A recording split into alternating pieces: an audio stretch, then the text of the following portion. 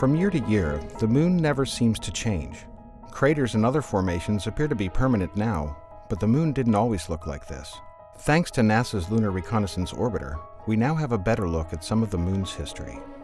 The Moon likely started its life as a giant ball of magma formed from the remains of an impact on Earth about 4.5 billion years ago. After the hot material collected into a sphere, the magma began to cool, eventually forming a crust on the surface of the Moon with the magma just underneath.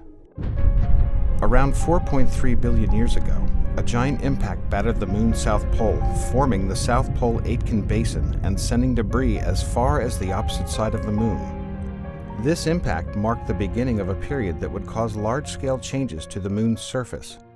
One by one, more huge collisions shaped the terrain, some forming large basins that would eventually fill in to become the dark-colored patches of the Moon, known as maria.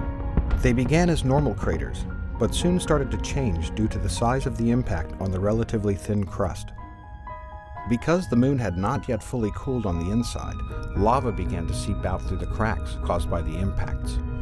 The resulting volcanic activity spread lava throughout the craters, gradually filling them in and cooling.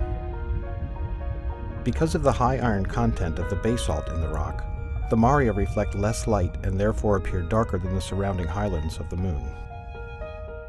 Around 1 billion years ago, volcanic activity ended on the near side of the Moon as the last of the large impacts made their mark on the surface. The Moon continued to be battered by other impactors, although they were much smaller than the objects that formed the largest basins. Some of the largest, most recent, and best-known impacts from this period include the Tycho, Copernicus, and Aristarchus craters, which are unique due to the complex system of rays that stretch out from the impact site. Finally, we arrive at the Moon that we see today.